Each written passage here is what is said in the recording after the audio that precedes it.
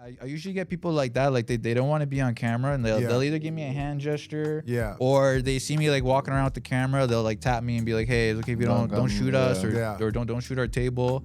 But the funniest one is when like I'm filming, and then after they come up to me after, and they storm up to me. They're like, yo, delete that. Oh my God. And I had this one girl. I had two stories, but I had this one girl.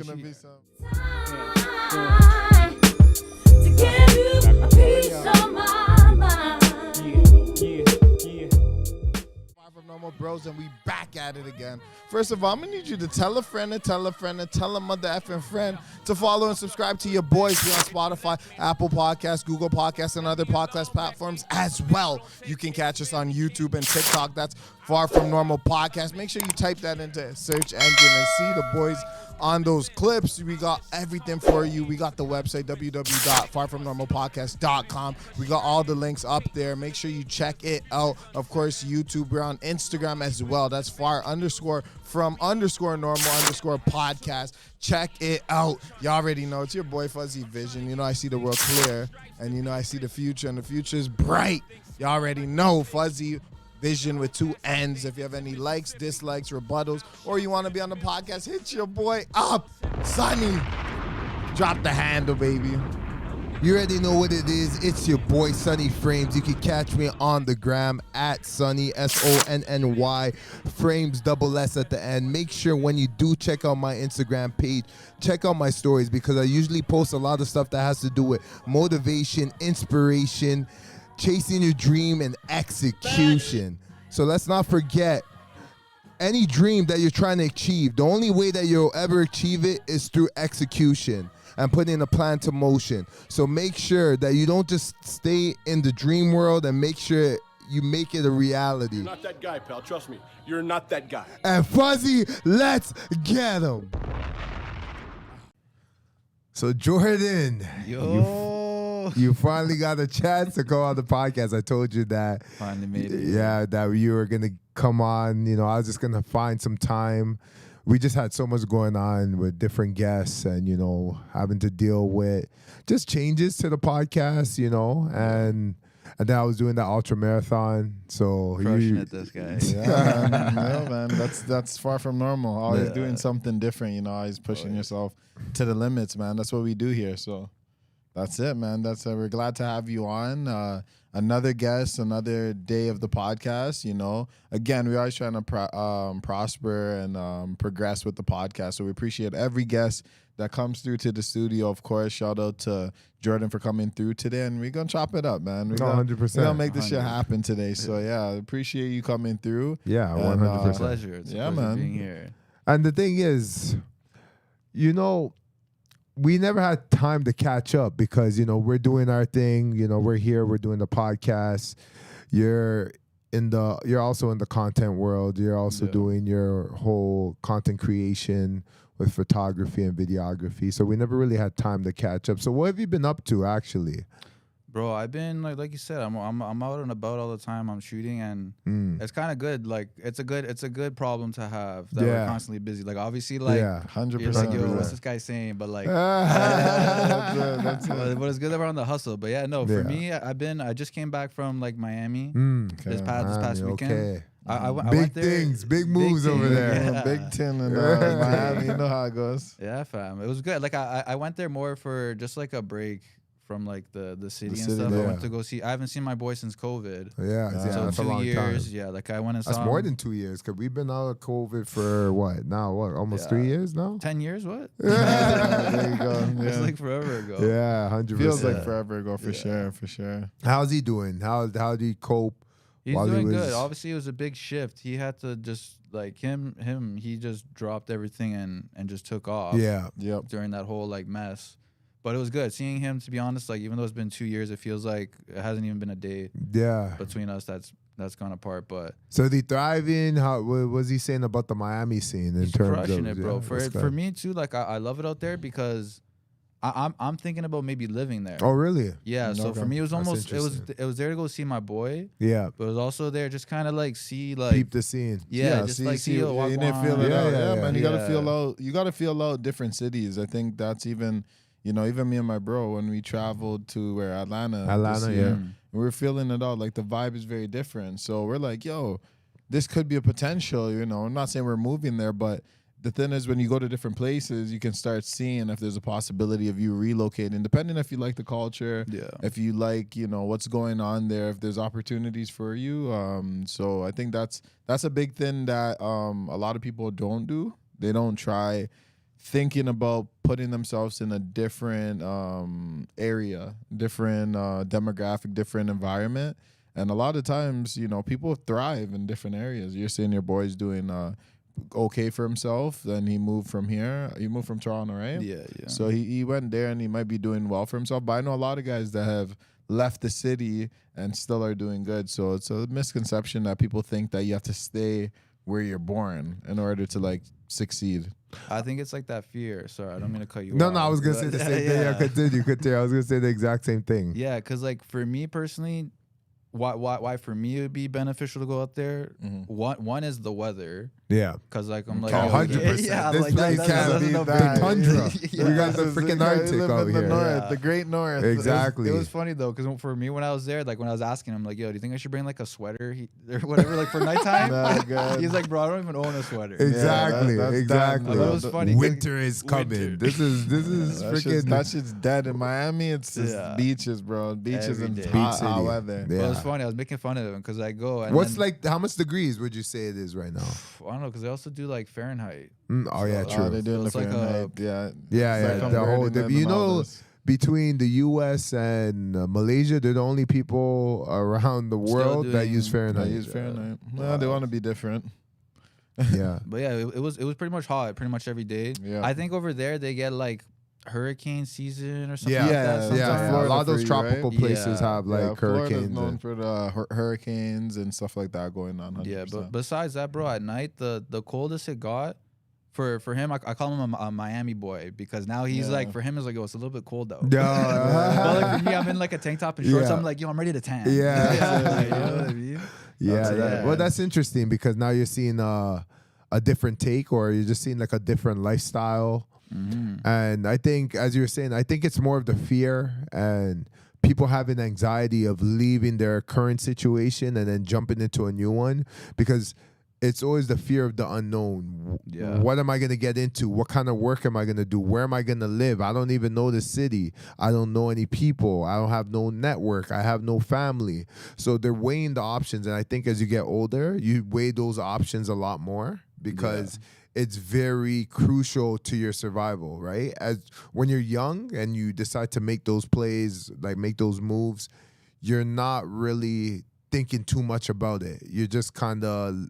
You're more risky. You're more risky. You take more risks. That's why they say the young, they take a lot more risks than when you get older. Because when you get older, you become more conscientious about every move you make. You know, it's weird because there's a saying that they say youth is wasted on the young. Yes. So what that means is that young people usually spend their time like partying and doing all those things. Yeah. So then older people are like, damn, like if I was younger, obviously hindsight's 2020. Exactly. If I was younger, I would be doing this and that. Yeah, okay, buddy. Yeah, exactly. Okay. Like everyone has those stories, but they do say there's that saying that's popular that youth is based on the young. But like you said, when you're young, well, go back to your point. What were you saying I was trying to say that what tends to happen is when you're younger, you're taking a lot more risks. Then when you get older, you become more conscientious. So every move you make, you're always thinking about the consequences for that move that you're making. But I think the more you take risk, even as you get older, the more comfortable you'll feel about certain calculated risks. You just got to be a little more calculated, but you can still take the risk. As long as you're not reckless with it. Yes. So I kind of get the saying. I guess an older person would be saying that because they're like, well, when you're older, you realize that had you took certain risks, you could have went a lot further. So they're like, it's kind of wasted because when I was young, I wasn't thinking the way I'm thinking now. So they kind of look at it, it's wasted on the young because they don't take opportunity of the fact of them being young. Because think about it, some people throughout their 20s, from the time they become an adult, like you can get your passport and travel on your own. A lot of people never traveled from 2020 to the 30, like a whole decade. 100%. Of being like an adult. They would have not been seeing a different part of the world. But do you think that has to deal with the lack of exposure? That could be a reason why they didn't travel. Exposure in what way you mean? Exposure in terms of they didn't have any friends that were traveling. They didn't have that outlet. So they didn't want to take that risk. Because at the end of the day, people tend to say that when you're in high school, you're the most rebellious, you're the most, you're a free thinker when you're in high school. But I think your thinking becomes actually limited when you're in high school because you're more of a, it's more groupthink rather than free thinking, because a lot of the stuff that you do is based off what your group is doing. Yeah. So if your group is a bunch of ballers, then that's what you're going to do. You're going to be a basketball player, right? If your group is a bunch of like gothic people, then you're going to be a goth as well. You know what I mean? Well, they say with that too, isn't it like, I forgot how the saying goes, but like you're like the sum of your 5 closest friends. That's exactly what it is. Birds of a feather flock together. That's usually the.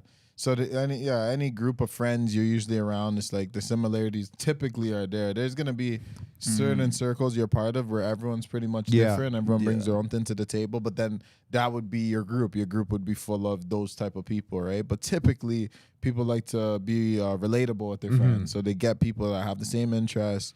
You know, probably live in the same area, you know, same background, that type of thing. So that's usually how people get along.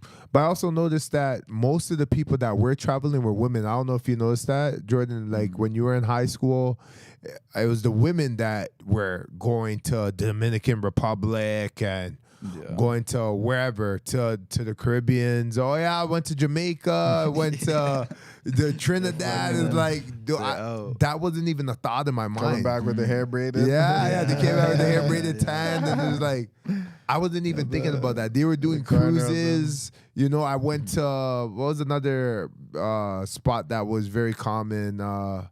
Punta Cana.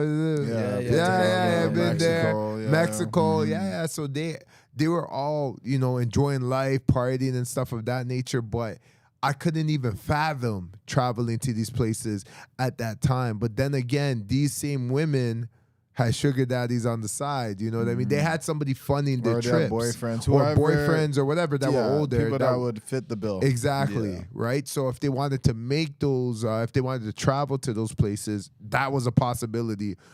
Whereas for guys like us, we had to work to even have that possibility. And then even the work that we were doing, we weren't making enough to want to blow it on a trip to a place we don't know nothing about. That didn't make sense to us. And the biggest difference is obviously with men and women is that men always have the pressure of like being a provider eventually in life, right? Yeah. So men always have to think about like putting money away in terms of savings, in terms of you know, having some money to buy a house, to invest, to build a family. They have to be able to hold down money. They're not meant. So men don't come in this world and are told to spend. Where women are more in that type of brainwash where you can see when you go to the mall, most stores are catered to women. Women. I mean, you see how much jewelry stores, lingerie stores. They have a store just for lingerie, multiple stores. Crazy. You're looking at like multiple stores. Even just the general store is just the whole section is the woman, and then the guys get the little corner. Exactly. You gotta go to that little cubby over there. Yeah, if you ever been to like anywhere like say Sephora where they sell cologne for men, there's a tiny section at the back. You get one bottle. You get one bottle. Deep back at the store, and there's nothing else for you, right? So you're gonna fall in that. So obviously, marketing's it more promotes women to spend money, and then they've done the comparison too, like for like how much a woman's pays out per dollar compared to a man, and it's significantly higher what women consume compared to men. So men are always not taught to consume so much. So at the end of the day, unfortunately, a lot of men miss out on opportunities because they're trying to think long term. But unfortunately, it stunts your growth short term because sometimes you won't take the risk because you're gonna say to yourself, I don't want to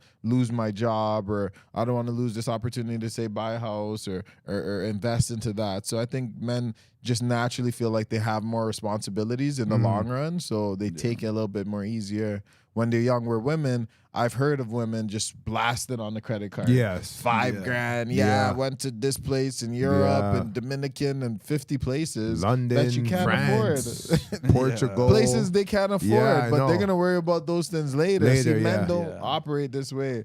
We can't be so reckless, spend our money, and then worry about it later. There are some men that do this, but most men are, I'd say, rational thinkers. They think they base their thought process off logic. Yeah. That's exactly how I believe. That's But why I think the reason why they base their thinking on logic is because we're wired for that, and then also society also kind of forces that on us, where it's like, you got to be the man, you got to be the provider, you got to be the protector, and then your parents are on you and they're like, you're the man of the house. You know, there's a lot of reinforcements. A lot of pressures. Yeah, there's a lot of pressure, a lot of reinforcement. Oh, don't worry about your sister, she's fine, you need to do this and that. You know what I mean? At the end of the day, when you have a family, people are gonna look at you, you're the leader. So there's a lot of pressure in that sense.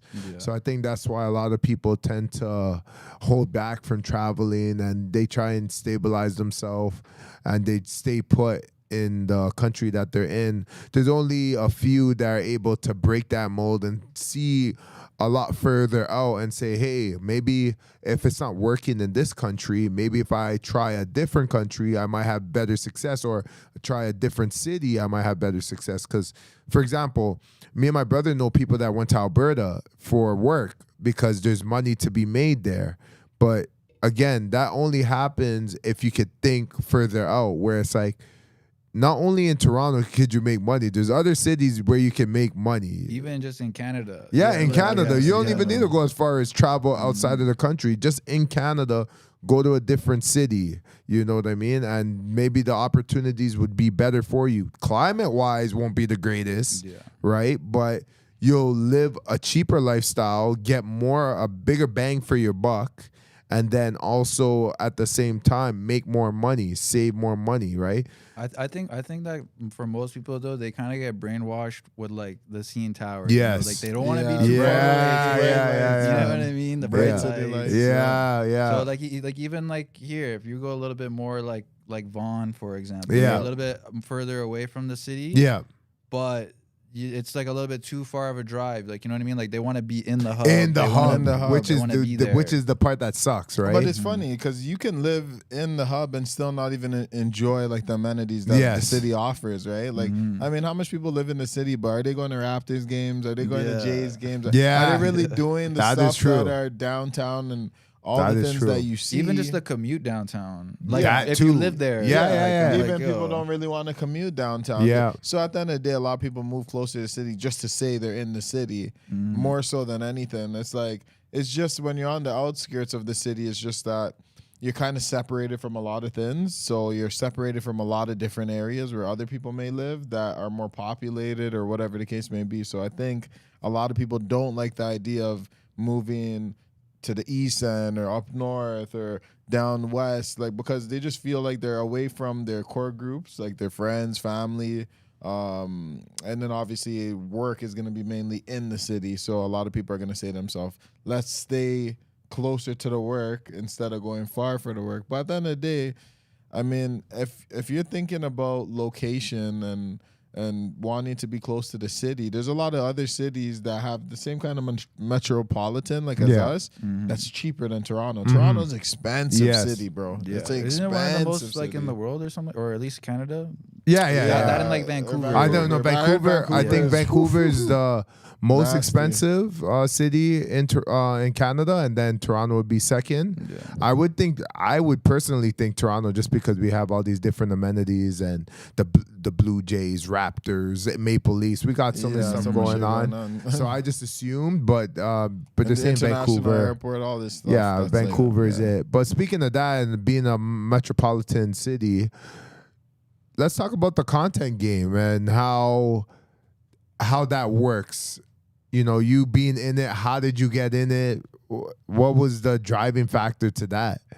For me, I had a little break. Like I did videos. I did for music videos. That's kind of how I started off. Okay. I first started off doing edits, and then from there I transitioned into doing something with the camera. Yeah. For school, we did like I went to Humber. Okay. And we did like a co-op. Is that what it's called? Yeah. Where you have to go. So I was lucky. The company I was at, they stopped doing their like they did music videos, but they stopped and they want to transition into more like corporate-y or like some other stuff. Like they're experimenting. Wow. So I got lucky because they're like, oh, whatever like video guys we have, we'll just like let you do the music videos. Oh wow. So that kind of like got my thing started. So like that got the ball rolling. Oh, okay. Yeah. So I was able to do that, and from there I was able to branch out, get more work. And then around COVID, I stopped. I wanted to do real estate. So I'm like, yo, I'm gonna focus on this. I don't want like no distraction. But real estate during COVID, like COVID was a hard time to get into real estate. It was more so the schooling. Oh, okay. It was a good time. I did the schooling. I didn't even do the schooling here. I did the schooling in the UK. Oh wow. Yeah, so it was all online. So I'm like, okay. I'm just gonna like, you know what I mean? So I'm just gonna do that. And then after I came back, I did it for a little bit. And I'm like, yo, it's not really working out for me for right now. Yeah. So I need to get back into. I need to get the bag. Yeah. I'm gonna go back to like what I know, which is like the videos. Yeah. And from there, I was able to just reach out, and I was able to get like one gig in the club. Yeah. And then from there, again, it was just the big snowball, because at least for video, it's kind of hard to be like, hey, I can do like for example, like, oh, I could do this podcast video for you. But like, I never done a podcast. So like, okay, I want to see. Yeah. Like, oh, just trust me, bro. Trust me. It's hard. So, definitely. Okay, so that was that a connect that put you in there, or how did that come to play? I think for me, I think it was just a matter of timing. Timing, yeah. Timing's everything. One of those, a lot of people don't know that. Reaching out, and I got lucky with this one guy. And like, I'm still good boys with him to today. Oh, okay. But yeah, it was one of those. She's like, yeah, come by. You can do like pictures and like video, and just see. And I was like, okay. But I went from there, and then from there I had like his video. Okay. As like the sample video. Oh, like, okay. Yeah, you always need that one sample video. Yeah, you need like one. So at least for me, I got lucky. I was able to get paid off that. Yeah. I know for some other people, like when they're first starting, they have to do like a couple like free videos or for sure. Just to like build it. But for sure, you need a portfolio. Yeah. Because they need to trust you. They trust your work in some aspect. Because you can say like, yo, I can do crazy edits. Yeah. They're like, trust me. Yeah. Yeah. Like, but it's like, it's like, where's the work? Where's the work? They need to see something. They do, because they need to make sure that what they're spending money on is worth it, right? And if you're not gonna give them the content that you said that you promised, then they're gonna be like, man, I wasted my money and I wasted my time. It's just like our situation with the whole documentary with the ultra marathon. Yes, absolutely. That was crazy. That in itself was crazy. Absolutely, yeah. So I understand when it comes to your line of work, there's a lot of I would say there's a lot of different aspects when it comes to the creative control of things, because so I want you to explain first of all what kind of like photography and videography you do at this point, and what would you say is harder to I want you to answer that question first, and then we'll talk about the difficulties of recording people, the recording areas like a place or wherever you're at, and promoting it that way. So so as of right now, I do mainly like club events, or like nighttime shoots. But yeah, for me, I guess like the biggest thing, I guess, is the time. Okay. Because for me, like, I can't work, for example, like on Sundays. Because I have to get up at like 6:30 in the morning for like my work. Oh wow. So like for some stuff, I'm kind of like, yo, like time wise, like during the week too. Yeah. I could sometimes do like a 1-2, but like I'm not trying to be out like every day. Yeah. You know what I mean? Trying to be at the club every night. That's type of thing. Crazy. It's more of like a weekend, and then during the week would be more like an evening thing.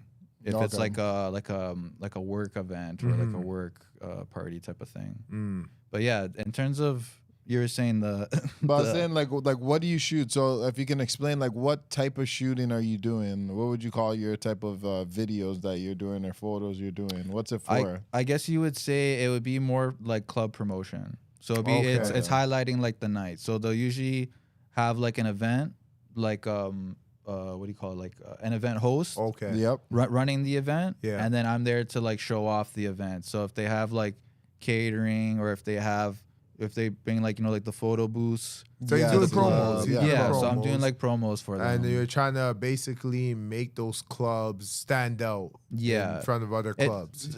If I break it down, it's more so I got to show the energy of the night. Yeah. So they can get the next week, they can get people to come into the doors again. Yeah. They're like, yo, this looks like a sick party. I want to be there. I want to be there. Yeah, that's okay. So that's interesting, because so you have to capture like the moments, or you're gonna have to capture like moments of emotion or vibes, or you know, when the club's at its peak, or whatever the case may be. Yeah. So when it comes to that attention to detail, and you're in a club's very like, you know, distracting, especially you're seeing beautiful women, you know, drinks are being you know, given back and forth. You're probably getting offered drinks yourself when you're in the club by people that work there, the bartenders or whoever. They're trying to cater to you too, maybe. You never know. I've seen this with photographers many times, right, offering drinks. So how do you keep your professionalism up in like those type of environments that have so much distractions right in front of you? I think for me, it's good to have like a connection with them. So I do speak with them. A lot of the people that I work with, it's not like just pull up like, hey, I'm gonna go shoot and then like bounce. You know what I mean? like obviously they're like hilarious. There is like a 1-2 where like sometimes like they're kind of busy, so you don't really have a chance to like chit chat or whatnot. But for me, how I usually like to start off, like if it's like my first, obviously if I've been working with them, I already know like what they're looking for and like this and that. But a lot of times like, if I'm doing your event versus your event, what you may want and like focus on may be different from what you want. Oh, okay. Even though they're both club events. Yeah. Like I know for sometimes like they want like the people, and then other times like I really want to make sure I capture like all the bottles, all the signs, all like the decorations, balloons. Yeah. And then other times too, even when it comes to like the people, like they're like, yo, I don't want it like too ratchet. Like I need it to be like classy a little bit. Like people having fun, but not like too much like shaking their ass. Yeah. Not like too like, you know what I mean? Like commercial. That city girl style. No city girl. We're not talking about that ratchet business now. We're talking about classy. They're having fun. They're not trying to hear that like that sexy red type talk. Yeah, no, they don't want that. Drop that ass, bitch. Or what's the other one? Who's that other girl? That Ice Spice. Yeah. We don't need that type of nonsense. But that's funny, because that's like what turns up the clubs. Like, I mean, these are the records, and I know like for the club owner, he might not want that, but at the end of the day, those are the clubs that are the most popping, like the ones that have that ratchet shit. Unfortunately, for sure. Like when the shit that has all that. That's what people also want. Brings trouble. Like you could have that music playing, but you don't want that type of clientele coming in. Yeah, but you're playing a dangerous game now, right? Music dictates who comes out. You're right. So if you put country music, you're gonna expect cowboys, right? Guys, girls in Daisy Dukes and cowboy shoes. If you put rock music, or say like heavy metal, you're gonna expect mosh pits. You're gonna expect those type of things. You're gonna have the clientele, like security and whoever, accordingly for that environment. And obviously, if you're playing guys like Waka Flocka, for example, you know what to expect when 100%. Let them guns sound, let them gun sounds, like, you know,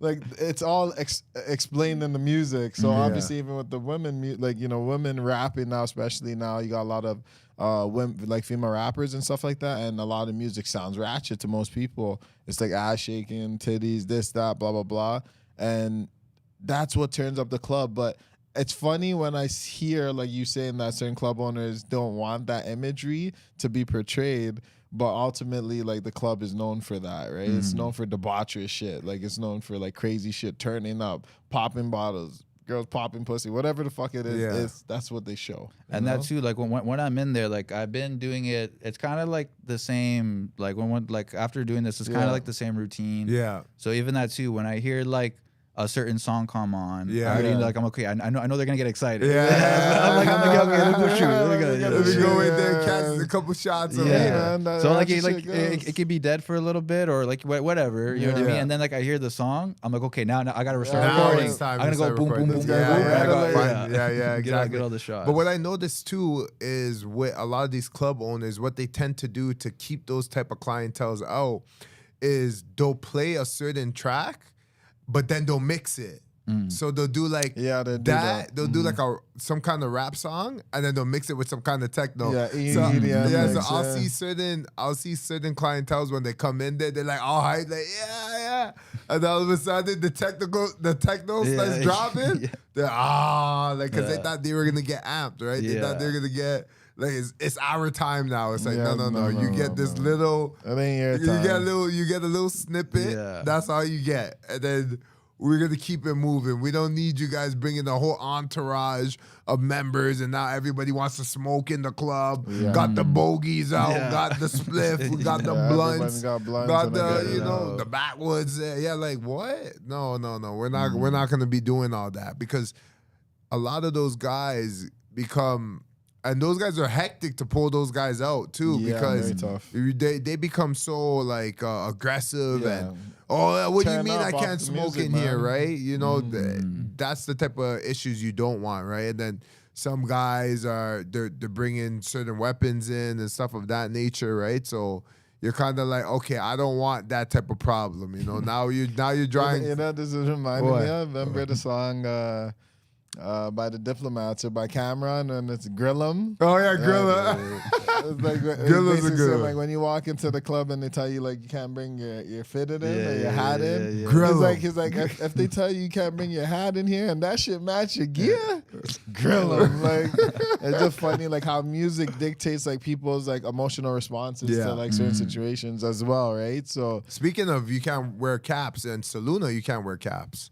Going into Saluna. Yeah. Like they don't do that. There's definitely a lot of even me just going, it's funny sometimes. Like there's some spots where I go like a lot. Yeah. And like they'll try to give me a hard time. I'm like, yo, I come here every day, or like you know what I mean? Like I'm here all the time. But we'll give you a hard time for what exactly? Like this one girl was giving me for my jacket. What? Like I'll just come in. Like I sometimes put it behind the DJ booth. Yeah. Because like I'm like I'll just put it there as my camera. Yeah. And then she's like, you have to do code check-in. I'm like okay, like I can just put it like by the DJ booth, like I'm shooting. Yeah, I don't know if they don't know like or we're not, but they're like okay. So I'm like okay, I'll drop it off. And there's a hostess or like who is this? It was just like at the entrance, just like they're just like code check or whatever. Oh okay. And then after she you don't tell them like I work here. I told them like I'm filming. They're like okay, but you have to do code check. That's crazy. I'm like okay, wait, I'm like soft, like it's not a big deal. Yeah. And then after it's funny because she types in like the machine and she spins it to me, and then she's like you have to pay first. I'm like, I'm working here. I'm like, what? My God. I'm like, and then she's like, you have to pay. You need code check. And then I took my code. I'm like, it's okay. I'll just go in with my code. Yeah. She's like, no, you have to do code check. She's like, if you're going, crazy. That's crazy. And I'm like, yo, this girl. I'm like, yo, I know. I'm like, she's tripping. That girl's tripping. I think she's just stressed. Cause I'm like, yo, I told her like the owner's name. I'm like, yo, I'm here for the owner. That's what I would say. I would. Yeah, like I'm here for the owner. No code check. If I'm working the event, I'm not here for you. The owner usurps you anyway. Yeah, and it was funny because I'm like, yo, I'm here like every week. I'm like, I never seen you. Like, who are you? Yeah. Who the heck are you? I seen you one time and giving me a hard time. That's crazy, man. But the industry is it's tough in that sense. And speaking of the industry, in terms of networking, how difficult is that in the city? Because I would say it's not even too. It just depends if you like apply yourself. What do you mean by apply yourself? Like I saw a video one time where it was like this guy said something along the lines of he asked like how many red cars did you see today, like driving. And he's like, oh, like, I don't know. And then he's like, oh, if I pay you like $500 for every red car you see tomorrow, like, and he's like, okay, like, I'm gonna pay attention now. Make the conscious effort. So it's one of those, like, there's opportunities every day, but it's like if you're seeking it out or not. Oh, okay. So I can go to the club and just like have a good time and shoot or whatever and go home, and then that's the end of my day. Or I could like try to speak to the owner, speak to the DJ, speak to like the next promoter guy standing there, you know, at his booth. Open like, yourself I up, could, like, you know what I mean? It's like there's sometimes where I'm like, I'm just tired, or like I want to go home, or like they're busy or whatever. You know what I mean? It's not like you have to always hustle. But for sure, there's always an opportunity when you're out. It doesn't matter if you're looking for it. You know what I mean? But how do you get into that door? Like, how do you kick that door down? Like, I know you had someone you knew that like gave you an opportunity, or I don't know if you knew him. I don't know if you went to timing. He said timing. I think you went to go search. But yeah, for people wanting to get into, you know, even just photography and generally speaking and get gigs, like where would they even go in that sense? Like, I know there's social media, but I mean, outside of social media, because I know people talk about networking, because if you think about it, we're on social media. Networking should be like unlimited. Like you should be able to get in contact with whoever, whenever you want. You almost can get into contact with celebrities damn near. Yeah. So like a regular person, at least if they're not like, some millionaire like killing it, but if they're generally like doing just well, they should be within grasp, like within reach of you like contacting them and maybe getting like a meetup set up or maybe, whatever, you can pay for their time, whatever the arrangement is, but you can set something up. But outside of social media, outside of any of those type of ways to communicate with people, what would you do if you never had social media, no way to do that, and you had to try and find gigs for yourself as a photographer? You had to try and figure this thing out. What's the path you think you would choose if you're trying to figure out? It doesn't have to be clubs, doesn't have to be venues, it can be shooting for people, but what path do you think you would go down if you're trying to make it as a photographer without social media networking? Like, how would you promote yourself? I would say big thing, one, to use your tools that you have. So obviously, like in this situation, if you don't want to use social media, but I would highly, if you have it, to use it. So for example, also like know your audience. So if you're going more for like the older head people, they're more of like an email person. So you're not really like, you can hit them up on like IG, but you have better luck. I'll have better luck reaching out to them versus email. Like they prefer that. That's like that's their method. For sometimes I'll even just call. I'll call like and try to get to the enjoy that and be like, hey, are you interested in like blah blah blah, and try to see. Oh, like cold calling. Yeah, like a cold call. See, try to get them like you that. Try and call people like that. Okay, and say you can do this. Would you offer free services to get put on? Like, was that your style? If I was starting off, I would maybe even try to at least get like something, like gas or. They get you food or like at least something, so it's not a complete zero. Like I know like the safe bet is usually like you have to do like a couple free ones here and there, or even sometimes even when you're at like a bigger stage. Like if Drake hit me up, I'd be like, yo, I'll do a free video for you, because I know that would open up more doors than trying to be like, hey Drake, I want like a little bit of money here. He's like, yo, forget that. Like, I don't need that. And then like I just lost out on all this other opportunities that I could have had. You know but do you believe that's true? Like a lot of people say this about opportunities. They go, oh, don't like, over ask or whatever. Like say, for example, like a Drake situation, and say he goes like, yeah, I'm looking for a photographer. Like, is it in your best interest to lower the price? Like if you are what you are and you've proved what you've proven, is it in your best interest at that point? I think it depends on your situation. Like I'm in a situation where if I got hit right now by Drake, I could do a free shoot. You know what I mean? Yeah. And I would do it for the sense that I would be using that to my leverage. Not so much like, yo, this was sick. I got to shoot with Drake and now I'm like, that was awesome. Like I would try to maximize that. The most out of it. And also it's good on your portfolio when you show people, I filmed for Drake and this and that, because the thing is that video could constantly be recycled, right? Repurposed.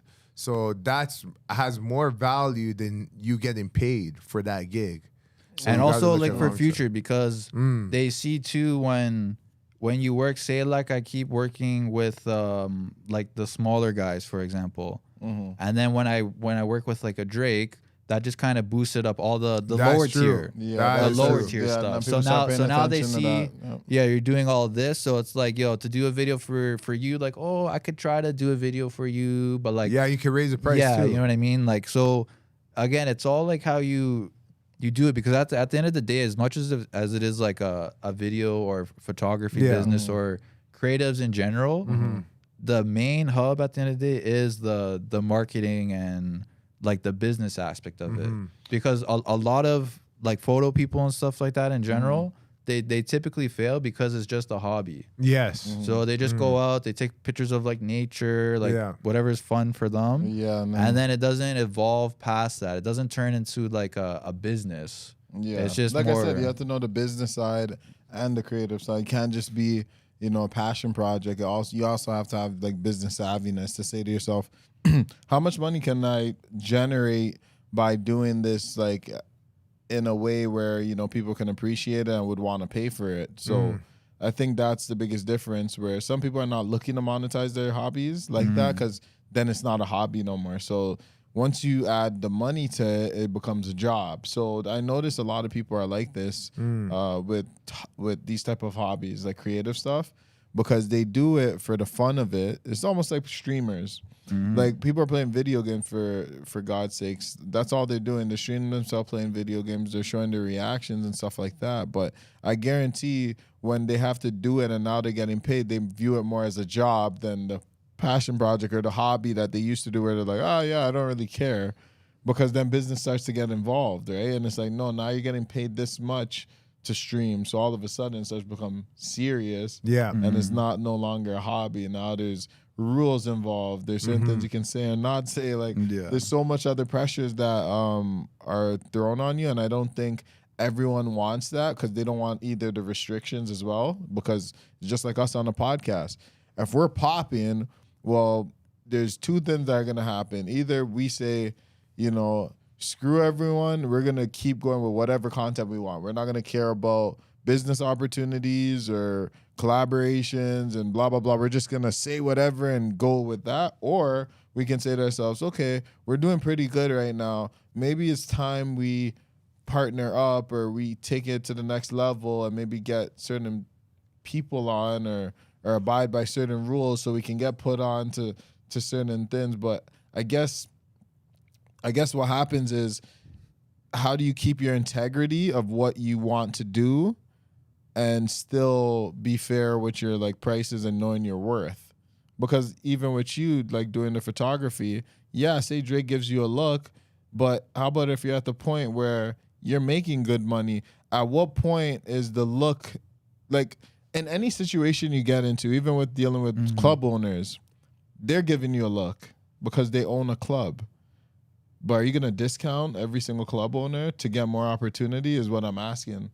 Like, at which point do you say, I'm still a business, I would like to help you and do it for free, but I can't survive. Like, I have to pay my bills. And like you said, I'd look for something. I wouldn't just, you know, sit there and be like, oh yeah, let me just burn my time for free, because people have to survive. People have to make a living. So for you, when you deal with guys, especially with pricing, and you think to yourself, this price might not be good, but I have future opportunities. When do you draw the line? Like, when it's too low, or where do you draw the line of, maybe I'm not going to get opportunity off this? Like, how do you decide whether you want to take the leap of faith and say, I'll do it off the strength and see maybe later I get something more, or you just say, no, I just want this price and we can settle it here. I'm not looking for anything further. I'm just looking for what my business costs.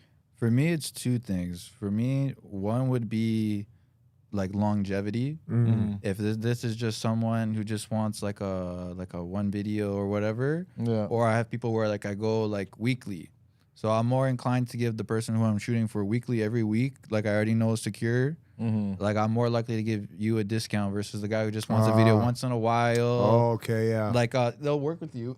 My apologies. They'll work with you still. Yeah. But it's kind of like spread out. Yeah, you know sporadic. What I mean? Yeah, so it's like, okay, like, yeah, you're consistent kind of in a way, but it's like once a month, once every 3 months, you know, like here and there. But yeah, obviously, if at the end of the day, like, we're a team. So like, if you're able to keep me fed every week, then I'll make sure like you're able to feed me every week. You know what I mean? In that sense. You won't put so much pressure on them. Yeah. So I'm like, yo, because at the end of the day, like that's like a blessing. Every week, that's one less thing I have to worry about. That's I'm true. like, I know every week I'm secure. You're secure. I'm secure. So I'll take that. If you don't have to take a little bit, in the long run, I'm getting more from that than trying to hustle and get like top dollar one time. Yeah, that's true. You know what I mean? True, yeah. That's true. That's good advice, to hustlers. Definitely. But besides that though, the other thing would be their budget. Like how you're saying, like when is it too low? So, I'll be like, hey, like I do videos for because at the end of the day, it's like a range.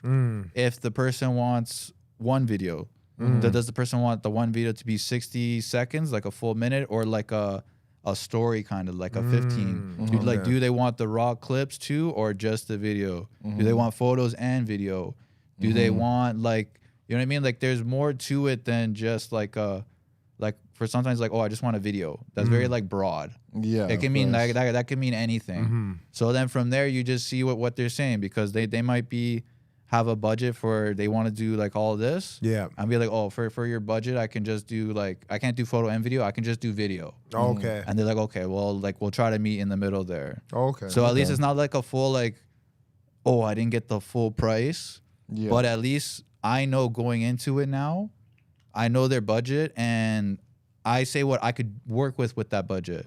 Yeah. So I say like, yo, if you want to, if you like, they'll give me like a range. So like, okay, on the higher end, I can do this. Yeah. But I'm like, yo, if you want to save a little bit on the lower end, we can tweak it. So okay. we'll do this so, instead. So yeah, flexibility basically with your business. But I think a lot of entrepreneurs have to be flexible because it's not a guaranteed check. It's not like nothing's guaranteed, but it's not like a business where you're already established. You have your the people you're already connected with in terms of like who's in bed with you. You already have that established. Your operation is in motion already, right? So it's not like you're doing tweaks or having to negotiate every single time. But you as like a freelancer, you'd say, right? Yeah. So as a freelancer, you're your own machine.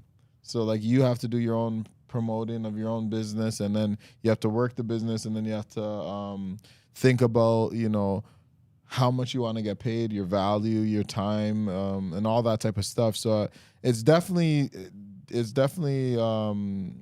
different, obviously, like if you're a freelancer than compared to someone in an established business. I think you do have to be probably a little bit more flexible when it comes to that. But with your line of work, would you say it's something you want to do like full time, that you would drop everything for? Like, is that something that you're gearing towards, or what's your plans in terms of? Like for me, every day I wake up, I'm always thinking of like the next bag. You know what I mean? So it's never like I'm never settled. Yeah. So I'm miserable every day. I'm never happy. I don't think we'll ever be settled, right? So Never. I'm always you always have to like evolve. So even like me right now, I'm at a point where I'm getting too much work, and I'm trying to find the team to fill in for me and cover, like go do it. Like I don't want to do it. You do it. You do it. You go. Yeah. I think what happens, I think a lot of photographers or videographers get to that point where they become burnt out because they've been doing so much work, or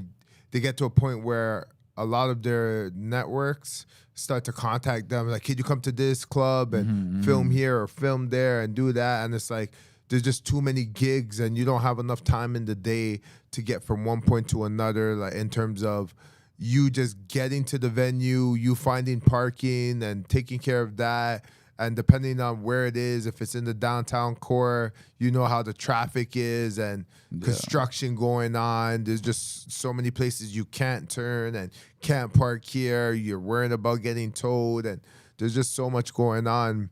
But there was another question I wanted to ask you about in terms of when you are in these venues and you are recording people or taking pictures, what are the type of clienteles you get in terms of the people that are in the venue when you're trying to take photos and videography? What's the reception to you going about and taking photos and videos? Like the people I'm working for, or not for the people that you're working for, just like the people. Just at the venue, you get a whole range of people. Yeah. Obviously, for the most part, people are just there to have fun. Yeah, they're doing their thing. They see the camera, they're like, oh, cool. Like, you know what I mean? And they're just still doing their thing. But the two people, this is what I was looking forward to. This is what I was looking for. The two people I usually run into are the first people are the people who get when they see the light turn on, they get excited. They get hyped. You know? They see and they're like, "Yo, I'm gonna be a star." Yeah, you know? superstar. Time to shine. This is my Time. Prime time. Yeah. Prime time. Like their song comes on and they're already hype, and then they see me coming with the camera, and they're like, "Yo, like, that's it. Yeah, you need to capture this moment." Yep. And it was funny because I was just at a shoot yesterday. Okay. I had my guy go to a shoot. I was at a next shoot, and I had him go to the shoot. And then I ended up coming later in the night, and I was just shooting like an extra 1-2. And then it was funny because I didn't even know this happened. He told me after. Yeah. So I was so focused on like the filming. Yeah. And apparently what was happening that like they had these dancers come. So they were dancing like kind of like in a circle. Yeah. Yep. So they were dancing, and then I'm busy shooting. Yeah. And then apparently this next girl beside me, I didn't even realize she was beside me, and she was trying to go into the circle. But her boyfriend was pulling her. Oh, like no, wow. don't go, Oh, like don't dance, wow. like don't go on camera. Don't you Yeah, dare. don't you dare, don't you dare. And the whole time I didn't know this was going on. My boy told me after, he was you're laughing. focused. You're in yeah, the it's like moment. it's just beside me, and the whole time I'm like, You're sorry. trying to focus on this Even shit. that would be hilarious, catching that where the boyfriend's trying to grab her, like trying to keep her contained. It's like, how dare you? And she was actually getting like cheese. Like she's like, I want to dance. That's I want to crazy. dance. It's the You want to cameras, dance when the man. camera comes out? Like, Yeah. that's the camera, power of the man. camera. Yeah, you and know? he's like, nah. He's like, Yeah, come that's here. crazy. Come That- here. that's And you were going to hilarious. tell us a story about 2 of the issues that you found, I think, when it comes With shooting Yeah, So yeah, shooting, so yeah. it's either that people are super excited Yeah. to be on the camera, like, yo, this is their moment. Yeah. Or 2, it's the complete opposite, like they want nothing to do with the camera. Yeah. So 100%. I'll sometimes get shooting and on for the most part I'll get like the wave or Yeah. like the block or Yeah. whatever. Like they'll do like some gesture. Yeah. And I already understand the, you know what I mean? I understand. I'm like, okay, Yeah. you don't want to be on camera. For sometimes like I see that. And then I'll go up to them. I'm like, oh, like, are you guys okay, like, with being on camera? Like, I just go and double check. Yeah, with them. 100%. So I just show face. They're like, oh, like, no, like, I don't want to be on camera. Yeah. I'm like, okay, no problem. Like, I won't film you guys. They're like, okay, thank you. Like, whatever. I understand. Like, I'm not gonna. If anything, for sometimes like the club owners or whatever, they want like specific things and people. So Yeah. at that point, I have to be more discreet. Yeah. And like be in the back. Yeah. And like, you know what I mean? That's moving like a This guy. creeper Yeah, out and here. it's like, zoom in. Yeah, catching. Yeah, And I catch them. But yo, for like the most part, like I respect it. Like that's of only like course. the extreme guys. Like Yes. like and like for those guys are headaches where I'm like, okay, like I have to get this shot. Or Yeah, else I know yeah. they're gonna give me shit. Yeah, that's the thing. So how come you didn't get this, Yeah. man? We were waiting for this specific shot. That's Like, what the exactly. hell? They're looking for Dude, the money shot. they literally said no. Listen, I don't care Yeah. what they said. You need to be in the background, hiding somewhere in the corner somewhere, and you get that shot. That is the money shot. That's the shot, bro. That's it the was shot. literally like that too yesterday because we had like they had like a celebrity guest come in and shoot, and then I'm shooting them in like their section, and they're like, no, like don't shoot us. Yeah. So I'm like, okay, like I'm like, yo, what Yeah, am I what supposed to could do you here? do? Yeah. But yeah, I usually get people like that. Like they don't want to be on camera, and Yeah. they'll either give me a hand gesture, Yeah. or they see me like walking around with the camera. They'll like tap me and be like, "Hey, it's okay if you don't come, shoot us, or yeah. or don't shoot our table." But the funniest one is when like I'm filming, and then after they come up to me after, and they're like they storm up to me. They're like, "Yo, delete that." Oh my god, oh god. And I had this one girl. I had 2 stories, but I had this one girl. There's gonna she- be some. the She don't want first to get girl- caught up in yeah. that booth. Oh, God. especially guys too. There's some guys that are like, yo, I don't want to be. Oh, Yeah, I can a picture it. lot of You're hoodmans. doing- A lot of you're hoodmans. doing Yeah, a lot yeah, of gotcha illegal that. activity. You don't want to Yeah, be on the yeah, goddamn yeah, camera like, promotion. just don't show my face. Yeah. I'm like, okay, Yeah. I'll just catch like the bottle. That's the Yeah, that's yeah. the safe haven, you know. Spend some money under the table. No one knows. But Yeah, also, they like, don't know. they don't want to, if they like frequent to that club, they don't want That people too. knowing where they're at. Yeah. you know? Yeah, so, where yeah. you know you don't want the Yeah. ops Hey, yo, on it's a you. whole bunch of reasons why. Yeah. I'm like, yeah, I understand. But it was funny. The girl, I took the shot, and then after she comes up to me, she's like, delete that right now. I'm like, okay. I'm like, okay. Like, I won't film you guys. I'm sorry. Yeah. She's like, no, delete it. What I want to the- see it. I want to see it gone. Wow. I'm like, okay, here, let me I'll Oh, delete it. I'm like, God. okay. I show her, and then she's like, yeah, don't film us anymore. Damn. I'm like, okay. I'm like, yo, Who is sorry. she hiding from? That's Yeah, the real like, yeah, question. yeah, She's hiding from She's hiding someone. from someone. Yeah, Yeah, like, yeah, yo, but what she the- Probably might be husband, married. who Yeah, knows? she might Who be knows? married. Everyone's supposed to be there. Yeah, Everyone's she supposed to was be not there. supposed to be there. When you're obviously. asking the photographer, oh no, To I need to delete see and it, I need to and see it. delete God. it. That's But are crazy. you obligated to do shit like that? Like, would you do I'm that not- for every case? Like, fuck. Like, people are Yo, gonna like, bother to- you to That's delete crazy. photos. That too, like, yeah. To be honest, like for me, I'm like, it's not that serious that I catch just like one person. okay, you know yeah, what I true. mean? Like I'm like, there's so many people here, so many shots. I'm not gonna like cause a scene and be like, no.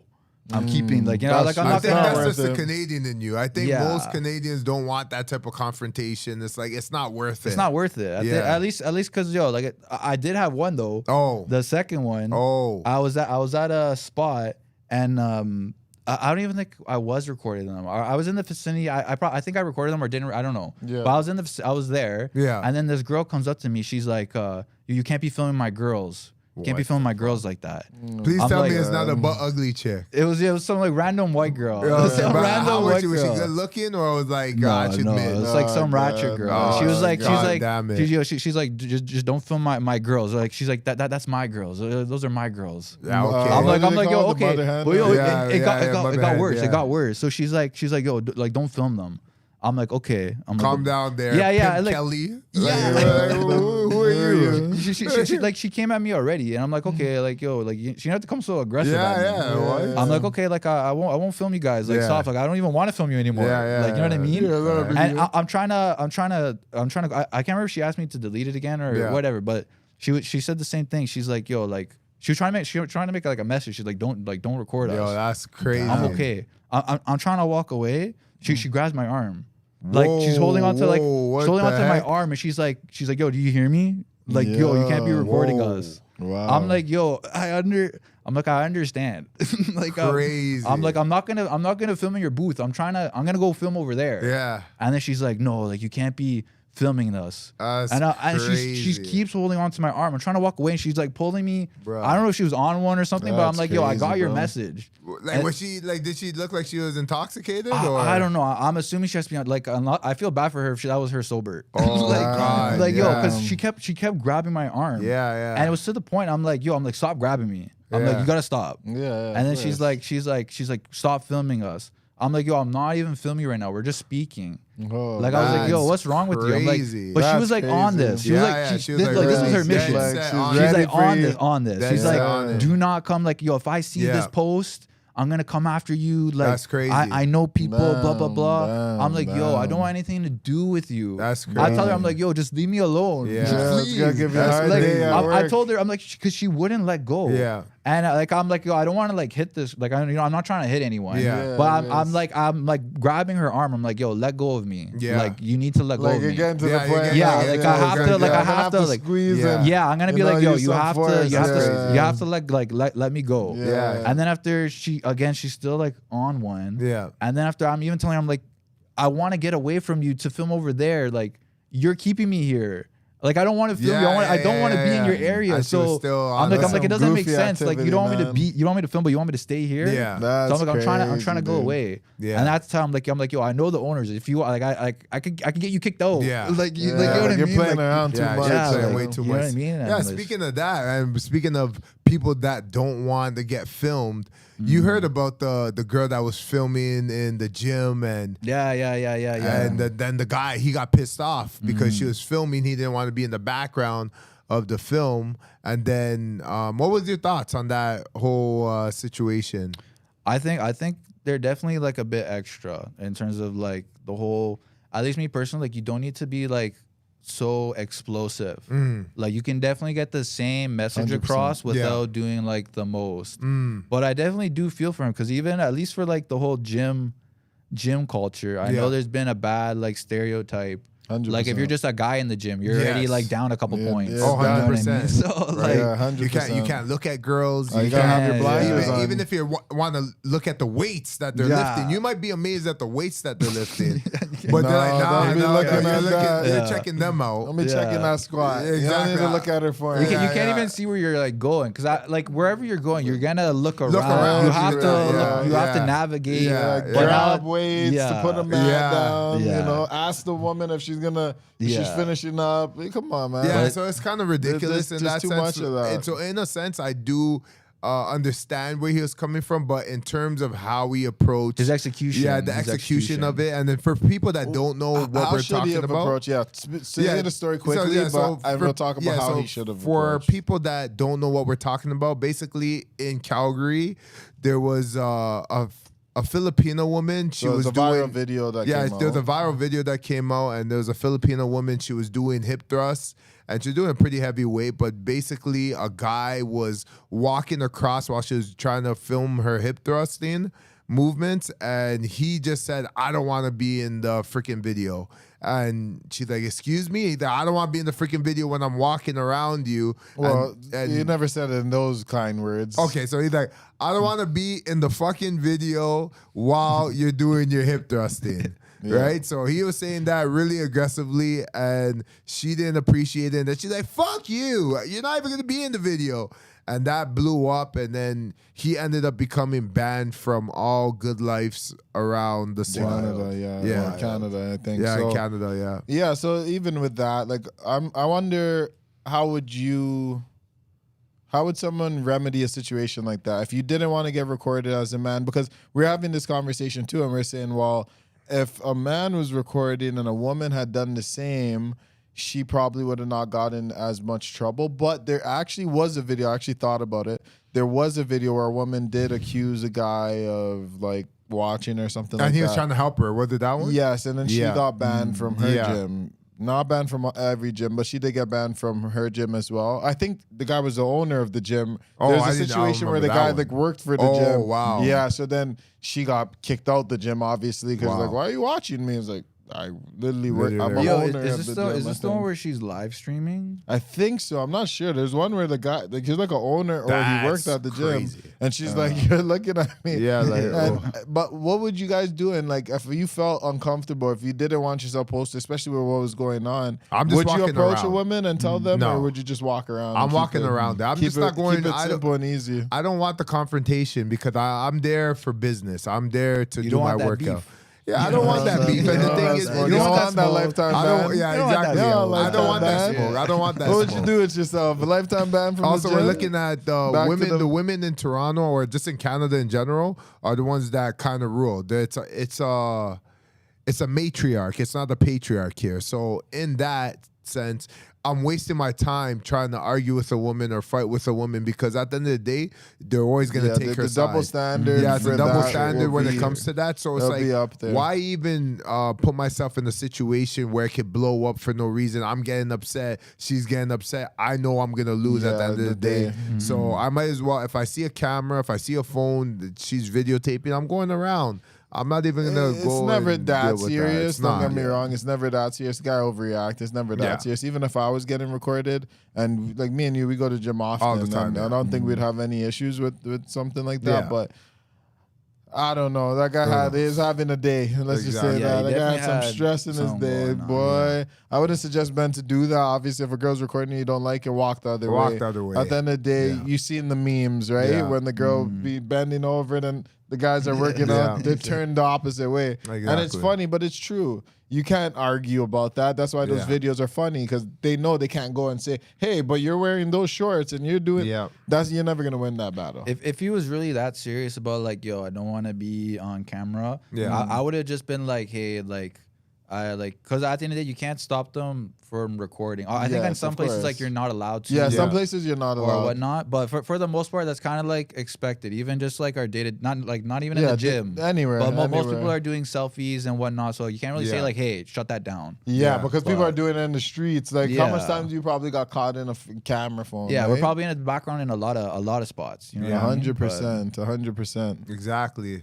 Well, I think this was a pretty good podcast, you know, having Jordan on, hearing his take on just the industry, you know, just chopping it up. Yeah, just talk about digital content, just content creation and the issues with that, people not wanting to be videotaped or taking photos of, or people that do and they get hyped when they see the camera. It's their I had one more question, a quick one. What do you think the biggest misconception of photographers or videographers are? Biggest misconception?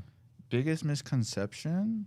I think a lot of people think like you just go, at least for the club scene, like you just go to party. Like at the end of the day, for me, like I'm going there, like it's my job. Yeah. So like I'm going to work. I'm not going to, like, obviously you want to have a good time and like be happy, but you're not there to like get drunk and like black out and whatnot. Like at the end of the day, at least for me, I'm going there for like a service. I'm going there to work. I'm going to like do something. You know what I mean? Okay, so that's good. Yeah, a lot of people have it in their head that anyone in those industries, they see it as like, oh, this guy's partying. Yeah, this guy's just partying. Cool guy partying. Yeah. Takes a couple photos, but and then you're done. I've seen guys do it too. They come in, and then they just chill out, drink at the bar, drinking. It's like, all right, we got it. We know what you're up to. Exactly. Bro. Well, this is a good podcast episode, man, and it's a wrap. Yeah, already know. Where you make me feel. I'm just trying to get my